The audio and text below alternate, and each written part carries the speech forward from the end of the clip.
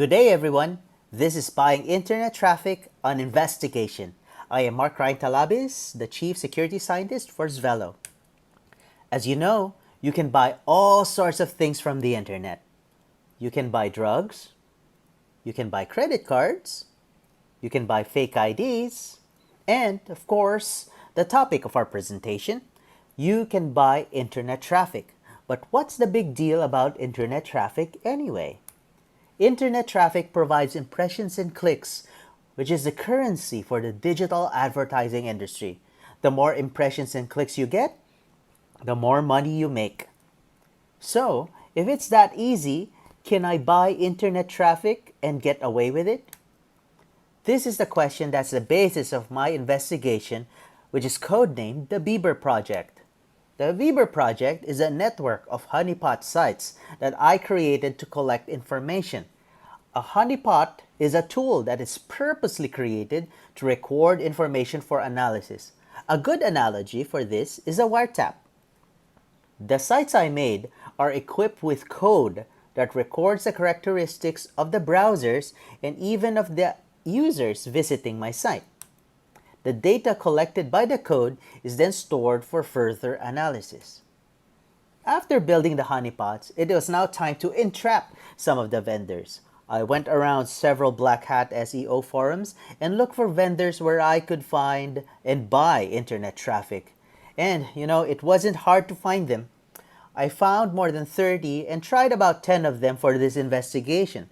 Prices are usually at the range of $5 per 10,000 to 25,000 impressions. Obviously, there's a bit more complexity that went on to this investigation, but for the purposes of brevity, let's dive into what we found. First, we found a lot of bot traffic coming from the vendors we bought traffic from. But how did we know that? I mentioned that we collected various data from the browsers, right? The clues are all there. Let's go through some of them. Some are pretty obvious, with user agents giving them away. Here, it's a bot called Mr. Sputnik. User agents are used to self-identify itself, so it looks like that these bots are pretty honest, broadcasting what they are. There's also a lot more suspicious information that served as clues. For example, the bots we found had no plugins, they had no MIME types, their viewport sizes were almost invisible, they had 0 page and mouse coordinates, and they had no product identifiers whatsoever. Additionally, using trends analysis, each page visits from the same host were way too fast, so it was impossible for a human to be browsing them. Also, it was kind of suspicious that most impressions I was getting from came from China, usually at the same IP blocks from similar providers. But we also found humans, who for all intents and purposes do not know they are visiting your site. Why is that? Impressions are delivered by putting your site in pop-ups, pop-unders, or frames that are served from various high-traffic sites. Let's go through some of the clues that led us to this conclusion. First of all, most of the traffic have viewports of 1 pixel. Your browser with 1 pixel would look like a tiny speck, so it's impossible for anyone to view it. This could mean that our site was included as a non-viewable iframe within the high-traffic partner website from the traffic vendor. Additionally, the window is not the active window, which means that they are behind the traffic window, which are typical characteristics of pop-unders. Finally, there's also a whole bunch of analysis that can be done by monitoring the behavior, such as mouse hovers, clicks, length of session, and even the words that the user highlights. This is to catch more advanced bots that try to replicate human behavior. But this is a whole new session by itself. So, back to our question then. Can I buy internet traffic and get away with it? Well, it depends. If an advertiser will audit the traffic and they know what to look for, like what we showed here, you will get caught. If they don't, or if they don't know what to look for, you won't get caught. And finally, the quality of traffic that you buy from a traffic vendor is also directly proportional to how much you pay for it. The lower the prices, you'll get bots. The higher the prices, you'll get frames, pop-ups, or pop-unders. And with that, some parting thoughts. For nearly a decade, Zvelo has been the leading provider of contextual categorization and malicious detection for URLs for a wide range of datasets and attributes. That includes language, category values mapped to IAB taxonomy, malicious website detection, piracy, objectionable content, and more. We are currently building datasets for the ad tech market, including detection for ad fraud, ad viewability, named entity recognition. Yeah, so hope you like the presentation. I actually enjoyed doing that experiment. Actually, I think I'm addicted to buying internet traffic. That's great. So questions like we usually do. We'll open the floor. There were a lot before, so hopefully I've got one. Vocal voices. So, where does culpability lie in terms of cleaning up fraudulent traffic or ad fraud? Do you have an opinion on if this is something that advertisers should take accountability for in terms of finding vendors to identify it? Or do you think the culpability lies more on the supply side, where website owners might buy traffic or source traffic to increase their inventory?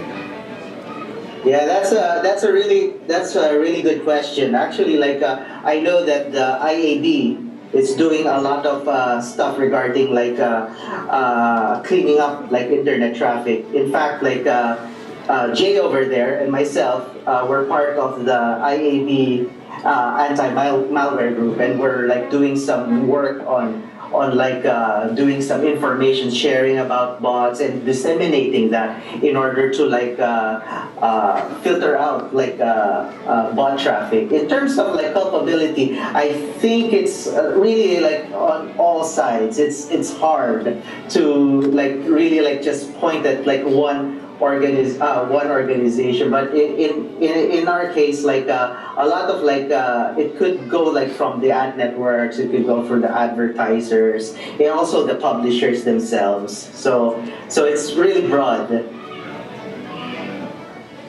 So can I jump in and just ask a question on that? So Ryan, I'm just going to jump in and ask a question. So I'm new to this industry, so we're trying to answer that question out as well. And it seems like as much money is at stake here, so long as there is enormous rewards for not getting caught, there's going to be people up and down the food chain. I mean, it's going to take everybody in the food chain to figure this out, because the rewards right now, we come from the malicious detection, the cybersecurity world. That's where Ryan comes from. That's where a lot of the work we've done in the last decade comes from. We've seen a lot of the folks in the cybersecurity world, the black hats, the hackers, with the most sophisticated attacks, have migrated from finance, banking, and so forth exploits to ad tech. So the same sorts of people, groups, exploits we saw for the last decade, they're now squarely focused on ad tech just because of the enormous payday that is opportunity for them to make a lot of money in a very short period of time. So, that is a very good point. And in fact, if you go to the marketplaces that I was telling you about, the black hat SEO marketplaces, you'll actually find people selling bots that does all these, the automated clicks, automated impressions. So not only do they make money out of the advertising, they make money selling those tools. So it's kind of interesting that way. Yeah, question over here on the side. Did you guys approach the companies that you bought the services from and show them your results? Did you call them out at all? I did not, but we did have I remember we did one study, it was about scamvertising or something, an ad network sending out scams, and we did try approaching them, I think Jeff approached them or something, but we didn't hear anything from them. So unfortunately. We have approached a few, and they want nothing to do with responding to our emails, calls, anything. So Yeah. They think we're hackers. Last week, I remember in the press, it was a double click got infected with a new type of bot where it actually came into the banner. It took like, I think it's called like 5 minutes to infect like the entire exchange ecosystem. So I mean, that's obviously something new where now it's coming in through the banner itself. That's it's not. Yeah, that's Advertising's been around for Because a while. I read it was kind of new and like I'm concerned from the buy side. You can do a lot of things, but if it's coming through and via the banner all of a sudden.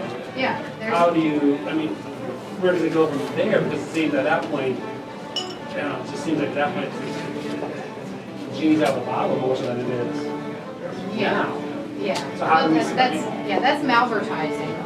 And that's. Yeah, that's exactly- another interesting topic to talk about actually. So Ryan will be back next like month.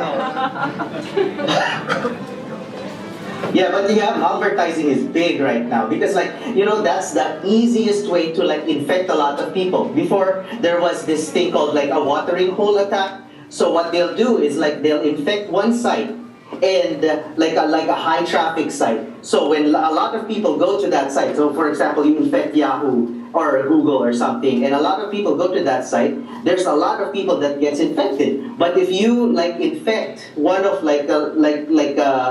you make like a banner or a creative like a malware, then it gets sent to millions of people. So the infection rate of that is astronomical. So that's really how they're approaching it right now.